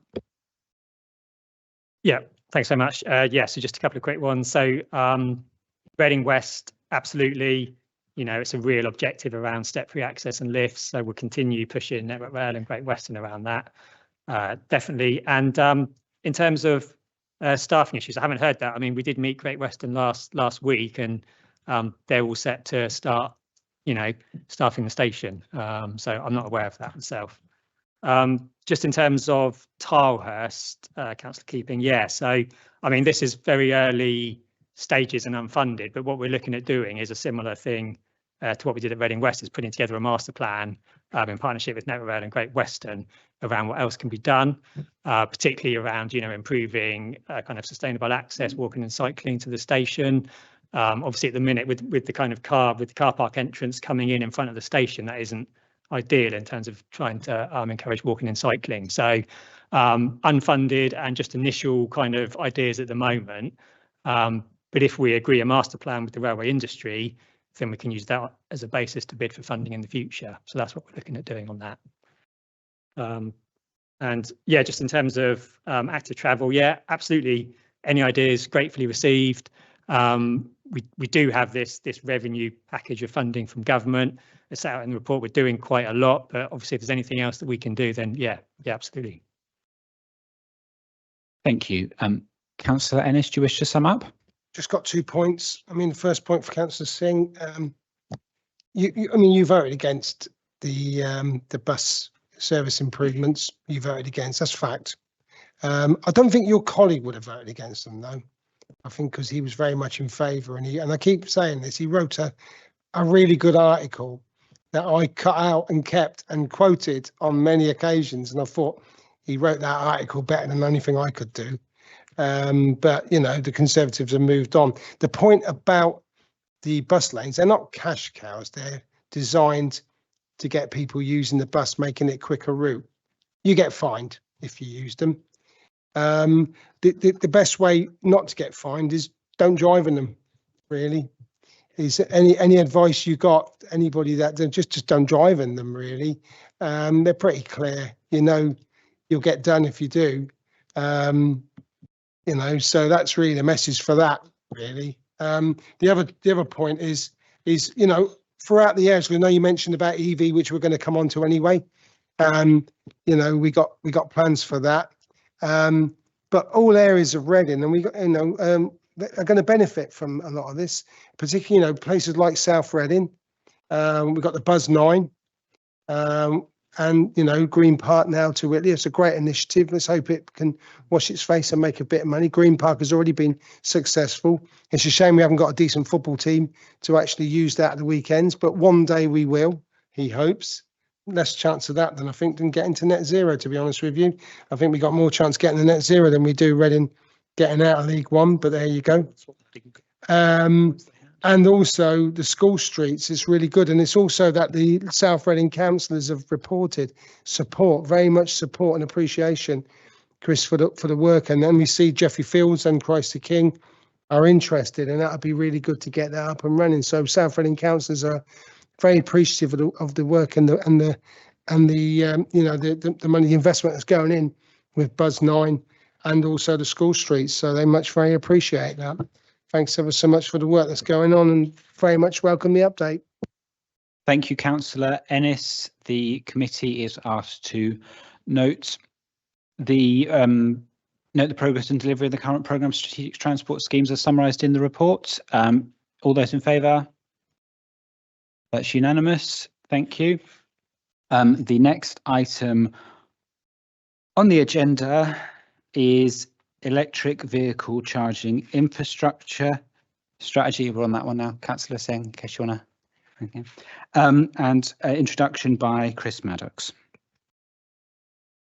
Thank you, Chair. Yeah, so this has been discussed at this committee previously, the draft strategy, but this is the proposed electric vehicle charging infrastructure strategy for the borough. And it's proposed that it will become a sub-strategy to the new local transport plan, the Reading Transport Strategy 2040. So whilst the core focus of the LTP is on increasing usage of sustainable modes of travel, it is recognised that the transition to electric vehicles will also play an important role in achieving our carbon and air quality objectives. And it is not possible for every journey to be replaced by a more sustainable mode. So car journeys are still an important part of travel within the borough. So following approval from this committee last year, we've undertaken a public consultation on the draft strategy. Whilst, you know, we did get relatively low numbers in response, we do feel like we got some really positive feedback around strong support for the objectives and core kind of elements of the strategy. And we also gained some really good insight in terms of people responding, in terms of people who've got electric vehicles and people who are thinking about purchasing one and what would help them to purchase one in the future. So we did feel like that was some really valuable feedback. So updates to the strategy following the consultation are set out at paragraph 3.5 of the report. However, there aren't any significant changes to the core elements of the strategy, which were well supported, and to focus on where we as the council can add most value and complement private sector investment in charging infrastructure. So a couple of the key elements of that remain in terms of providing charging facilities for residents without off-street parking, of which there are a great number within the borough. So this is a really important issue if we do want to transition to electric vehicles. And there's a report, next item on the agenda, setting out more detail around that. And also supporting the transition of sustainable modes to using electric, so buses, taxis, car club vehicles, e-bikes, etc. And we have recently bid to government jointly with Reading Buses for some funding to deliver the first electric buses in Reading. We're awaiting the outcome of that bid, but we are, really positive about doing that, and Reading Buses are as well, which is good news, I think. And the only other point to make really is clearly not all journeys are undertaken solely within the borough. We know that, so we're working closely with neighbouring authorities, particularly the Berkshire authorities, to identify how we can deliver charge points for longer journeys and to coordinate that across the wider area, not just within Berkshire, but beyond as well. So the updated strategy is included at Appendix A. We do recognise this is a rapidly changing area, so we do recognise that this strategy is a point in time, and it will need to be reviewed and updated regularly as we go forward. Thank you. Thank you. I'm going to call Councillor Ennis to speak, and while he's speaking, if anyone who hasn't indicated can please indicate, as I'll only be calling one further round of speakers on this one. Councillor Ennis. Yeah, thank you, Chair. Very much, as Chris has said, we've spoke about this before, discussed this in the past. It's really important. Very much welcome the report. Note the two addition, what we're asked to do, noting and adopting the infrastructure strategy, which is a flexible document, as Chris has rightly said, pointed out that this is flexible and subject to changes and amendments, because what we want is to work in tandem with national government. One of the most disappointing, there's several disappointing things, with regards to the climate strategy and change nationally, is one of them is that BMW, if you looked at it, is making, I used to work there, is making a new Mini, the Mini Clubman, I believe. It's petrol. And when asked about why it's not electric, and they're saying it's going to come a number of years down the line, and BMW are quite advanced in parts of Europe with their electrification of vehicles, that there's no mood in this country to go towards EV. There's not the ambition, there's not the motivation, and there's not the investment. Therefore, they believe it's not going to happen anytime soon. So therefore, they're producing a petrol car. So it's going to be another decade before, because it takes time to build cars, before any electric vehicle, the Mini, very popular, is taking place. And that's disappointing. We're ambitious as a town, as a council, one council in the country. We're ambitious. And you can see the report and the structure and the infrastructure strategy that we're putting for adoption, is that we want to try and get ahead of the game. We want to electrify vehicles, because Chris is absolutely right. This certainly this council, this administration, acknowledge that people need to use their car. We're not anti-car. We're not banning cars. We're not charging people expensive mode, except if they come from outside North Reading to go East Reading. We want to charge them if they have no purpose in this town. But if they have a purpose in this town, people work, they have to use their vehicles. Certain people for diversity issues have to use their vehicles. We understand that. It's discussion about the choice of vehicle that they will be driving would be the key. And if they don't need to drive, walking, cycling, or getting a bus is important. You don't have to drive. Leave the roads for those who need their vehicles. And this strategy would be part of that, and the charging element as well, because, EV is part of a strategy of heat pumps, of sourcing energy and getting more electrical capacity, get capacity in the grid system, because that's key to moving forward. And this strategy certainly provides a good solution, a good way forward, a good vision. If you have a look at the 5 objectives, which we've discussed on page 309 of a report, but page 5. So very much reading that and having a look at it, very much open to questions. There is another report, Councillor Singh, on number 12, which I'll say now will save me from coming back and may save time, is there is a challenge amongst our Victorian town. With streets that were built in the previous centuries, wasn't built for traffic, wasn't built for cars, and there will be a challenge in people who want electric vehicles, who haven't got a drive, who will want to charge them outside their own house. And there's a tender going out, and also there is a report on that noting the challenges in some parts of our town. We've got to meet it. That's not to say that it's an easy answer. It's not.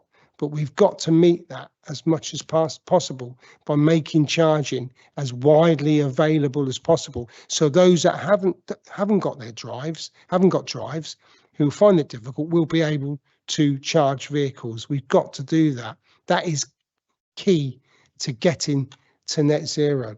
And if you look at the 3 reports that are coming up, they certainly go some way.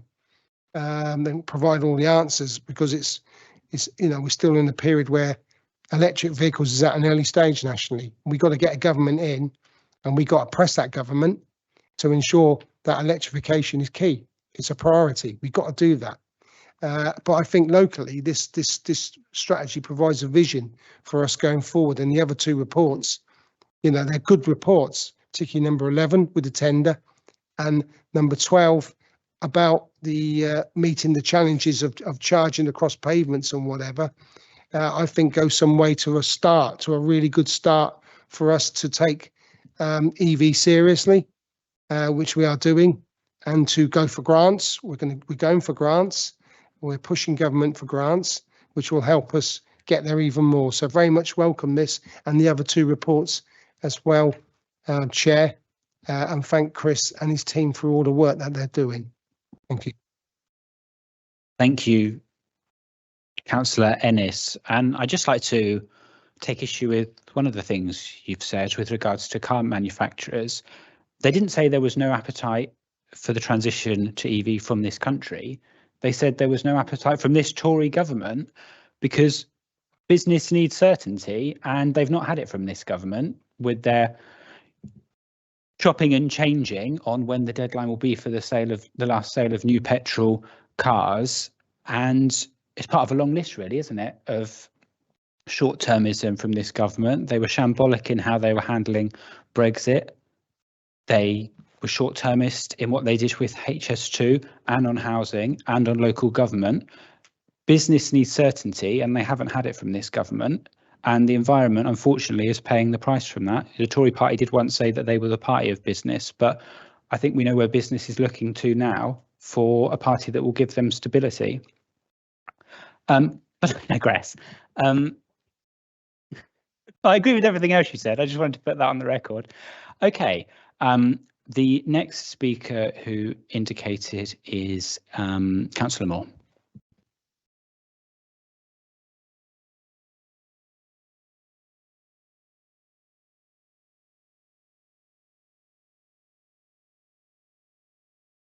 Right, okay, no, it's working now, thank you. Thank you, Chair, and thank you everyone for patience with RBC technology. Hopefully that, again, will resolve soon.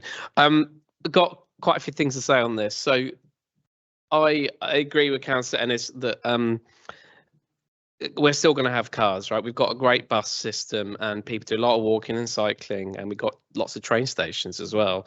But cars are still going to be necessary as part of the transport mix. Private cars, taxis, very important part of the mix, and car clubs. I mean, most of the car club cars are electric, and they're going to have a charging infrastructure. And we want to move people towards those. So car clubs are going to have to be part of that mix, because It's just necessary. I was also really pleased in one of the previous agenda items in the air quality consultation. One of the items was a lot of support for an EV charging strategy for infrastructure. So really pleased that we're able to link those things together. I think this document is really good. I thank officers for it. It's very comprehensive, and I'm really glad to hear that it's very well noted that it's going to be a movable feast as things change, because the technology is still rapidly changing and it's going to change. And I really hope that as technology changes, we'll be able to solve the other thing that Councillor Ennis said, which is the fact that how do we solve a problem like a Victorian town like Reading? You know, maybe technology will be the answer to how we deal with that. I mean, we're not a unique town in that regards. There are plenty of places across the UK and indeed the world that have got this same scenario. I mean, we already see a lot of congestion across Reading in the places which are the old Victorian town parts, and you know, we've got to unlock the EV part of that to help the air quality as well. If we get more electric cars in there, that's going to be really, really helpful. I really hope that, talking about future governments, I really hope future government will take on an idea of a scrappage scheme for people to move to fully electric or hybrid cars to get away from their petrol and diesel cars, because at the moment, in a cost of living crisis, it's very hard to justify getting a new car that's electric or a hybrid when you can't afford the outlay. So I think having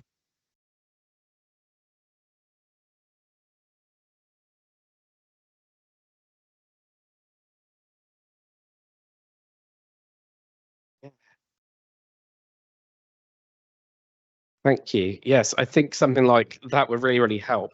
There is also another big problem which I foresee, which has not been mentioned, and this is on the day the consultation finished, the 18th September, Reading Borough Council released a press release saying electricity capacity constraints threaten Reading's climate targets. And one of the things pointed out in there is that it could affect the planned installation of more than 5,000 new charging points as part of the electric vehicle charging infrastructure strategy. So I just want to point that out, and we need to be really, really careful about how that's going to affect things, because if we are hamstrung by something outside of our control, it's going to be a real problem. And I kind of also just want to ask for an update on how we're doing on engaging with SSEN on how we're going to fix that problem, because we've seen the problem as well. Those on planning committee will know we've got housing going in that like the Emma Green development that couldn't have ground source heat pumps because of this capacity issue, and I can just see it going on more and more as we try and build the infrastructure in Reading.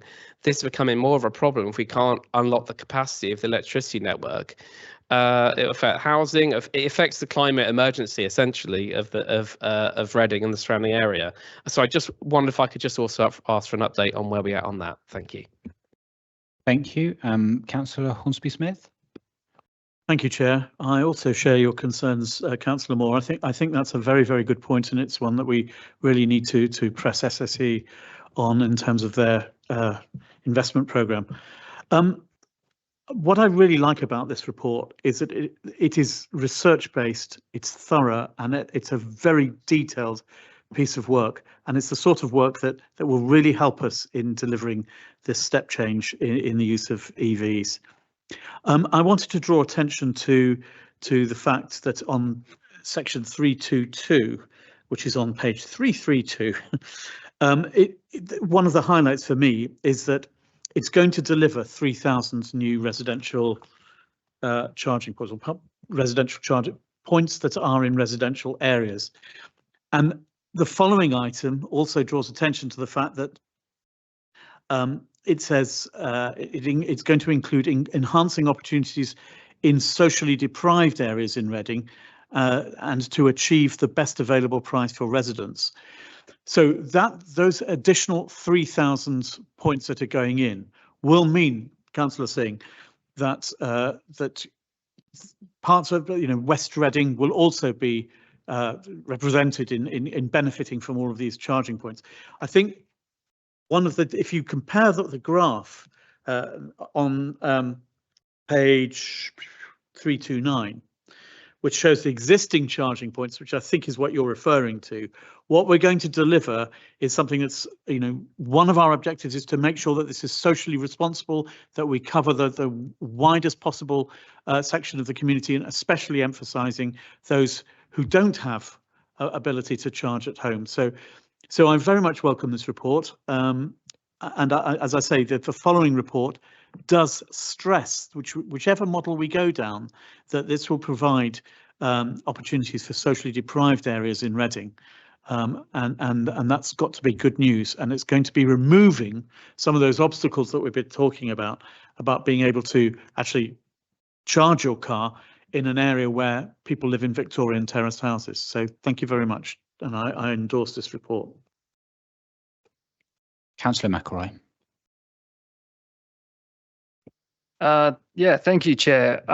Yeah, thanks, officers. I mean, I really echo everything I'm hearing. I mean, the work here on this consultation and the results that came out of it are so reassuring.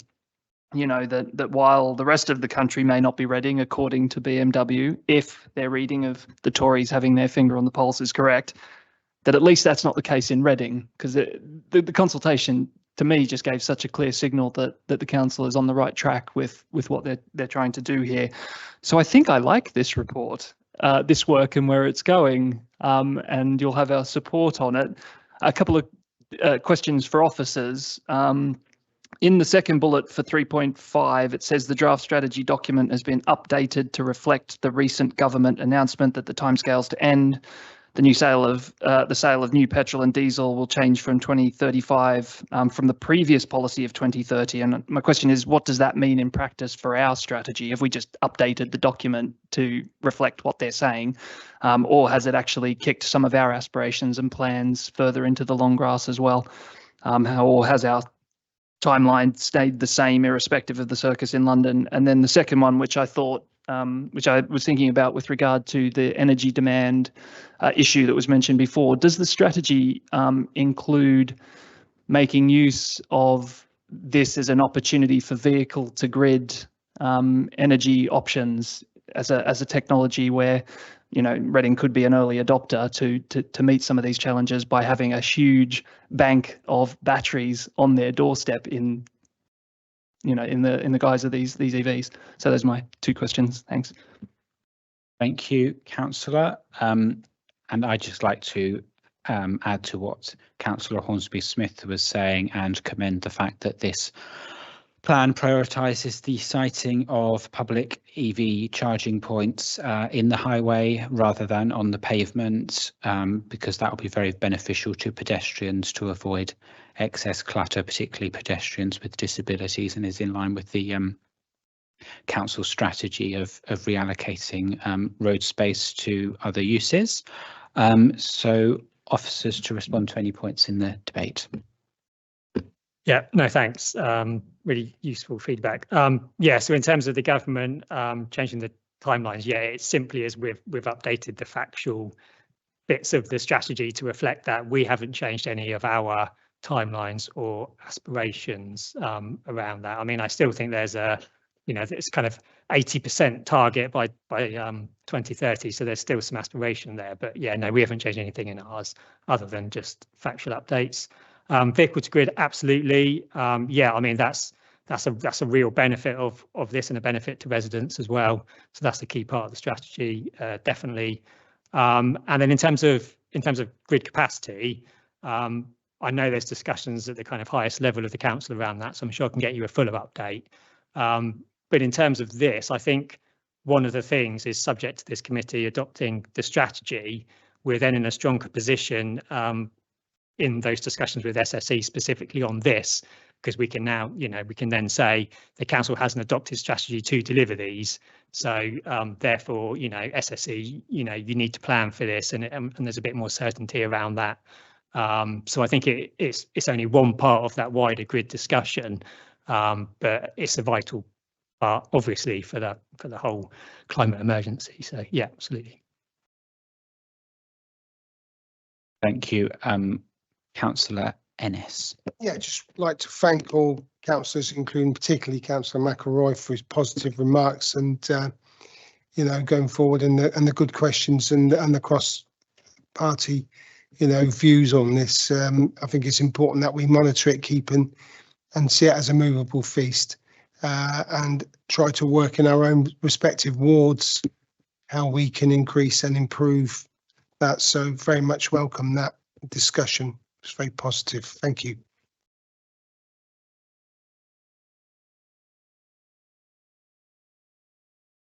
Okay, Councillor Singh, sorry, I hadn't realised you'd indicated this, carrying over from your indication on the last item. Yes. Okay, thank you. Well, thank you, Chair. Just first, I'll take objection to some of the comments you have made. As a chair, I believe your role is neutral, and if any political points you have to make, please, you can sit across the benches and make those comments. But I have three points to mention. Actually really like this report. Thank you for the report. The forward is really well written, Councillor Ennis. Love the picture as well. Very, very good smile, and so brilliant. But without the picture, you could have saved 5 grams of CO2 emission. It takes 5 grams for each picture to be printed. Just making points. Three points I have to make. One on the charging points, around 200 to 250 destination charging points. That's the estimation by 2030. That's the plan, right? But so far we have only 15 installed, right? I totally agree. The infrastructure beneath us for electricity was built 100 years ago. It was built for houses with 2 sockets, right? It needs a lot of improvement and collaboration. But if you can shed some light how we are going to achieve that and how we can progress that, that's one thing. Second point I have is on the charging infrastructure delivery plan, which talks about e-scooter charging points. E-scooters are illegal, and is there any schemes coming which could approved by council for the e-scooters? And if not, then why do we have them in the plan? Thank you. Thank you, Councillor Singh. With regards to your point, if you feel there's been a breach on my part of the constitutional requirements of my office as chair, then I invite you to raise that formally with the monitoring officer. Having said that, I'm a Labour councillor. I was elected as by my constituents as Labour and by my group as the chair of this committee, and it's perfectly within my right to raise political points from the chair. It's not appropriate for you to use points of order to make political, or to try and limit my right to make political comments from this chair. Having said that, my obligations under the Constitution, impartiality, is to how I treat the members of this committee, and I'm sure you'll agree that I've bent over backwards to invite contributions from all members of all parties, including yourself. Thank you.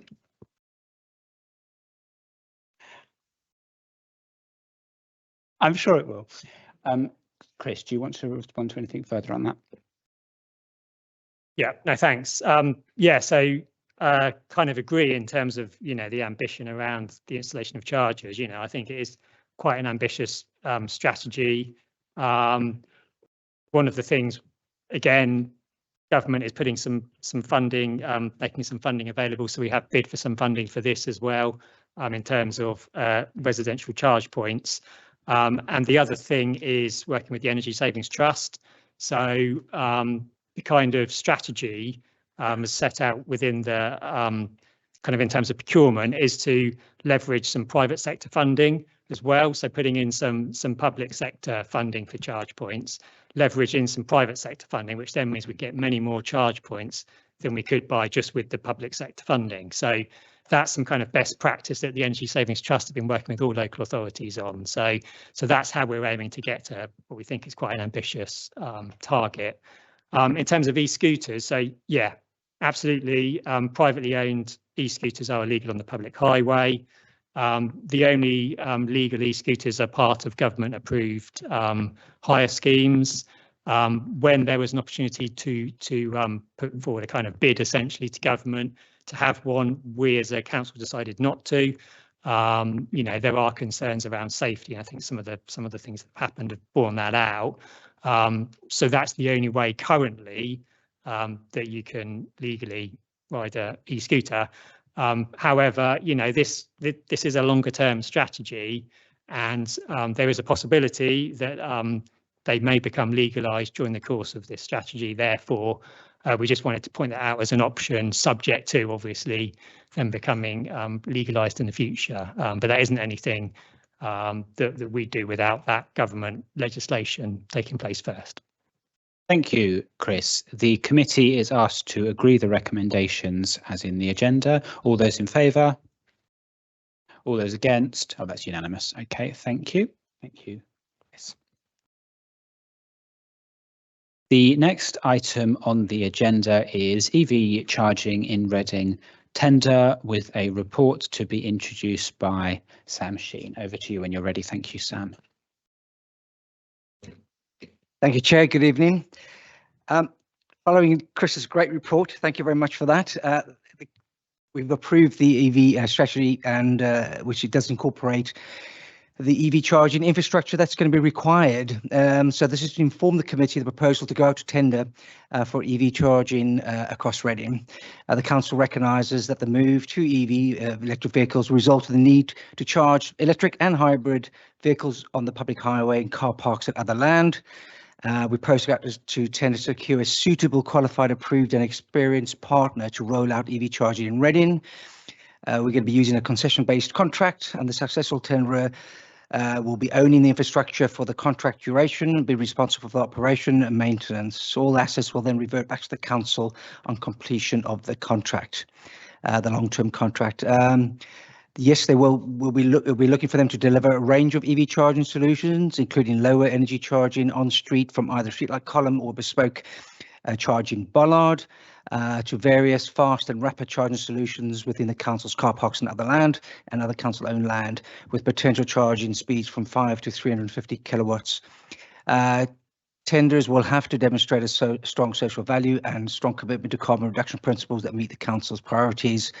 And as Chris has mentioned, the funding is going to be coming from the Levi grant funding, where the council secured £860,000, and from our partner that we take through the tender.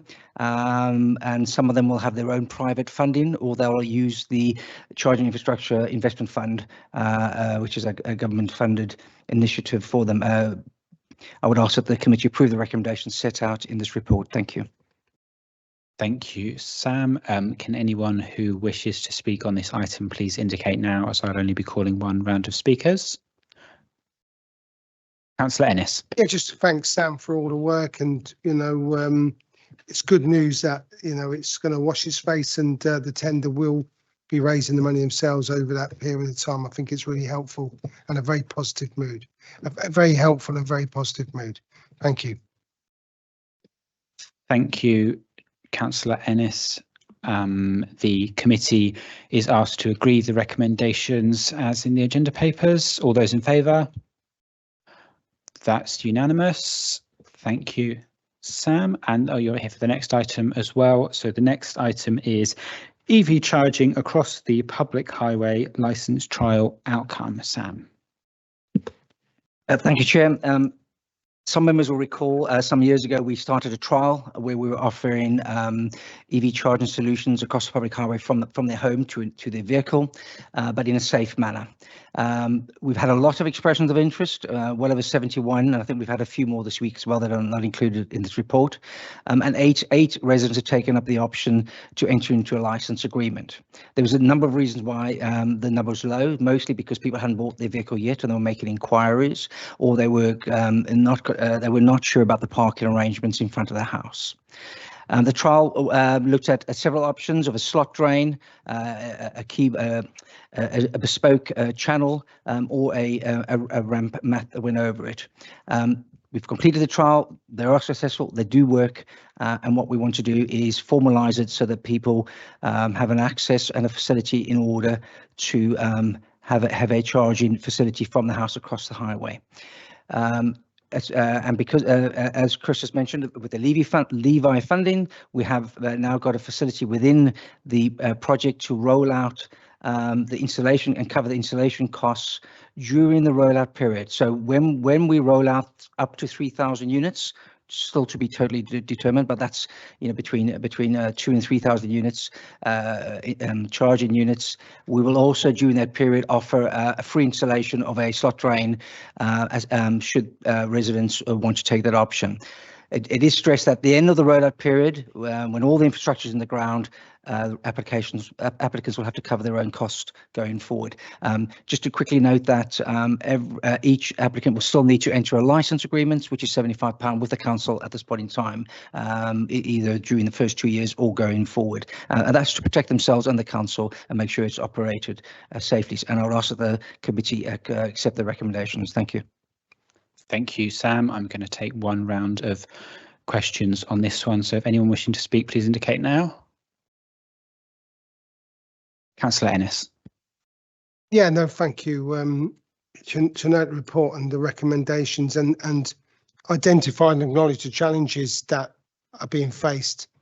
But the good news is, you know, as far as the outcome trial is concerned, you know, Sam and the team understand and is getting to grips with what is needed for full and open widespread charging in areas that haven't got drives, as we said, as well as making sure the safety of pedestrians and residents is in order, because it's something that we've discussed over a period of time. And, you know, if you look at page 391, you know, the issue about covers and then the licenses in the report, it's really helpful.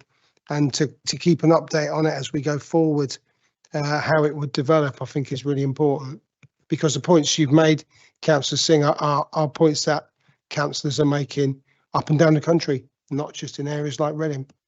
So I very much think that we've actually taken that into consideration and are trying to find a solution for it. So thank you. Thank you, Councillor Ennis. The committee is asked to agree the recommendations as printed. All those in favour? That's unanimous. Thank you very much to members and to Sam and other officers and to members of the public. That concludes tonight's meeting. Thank you.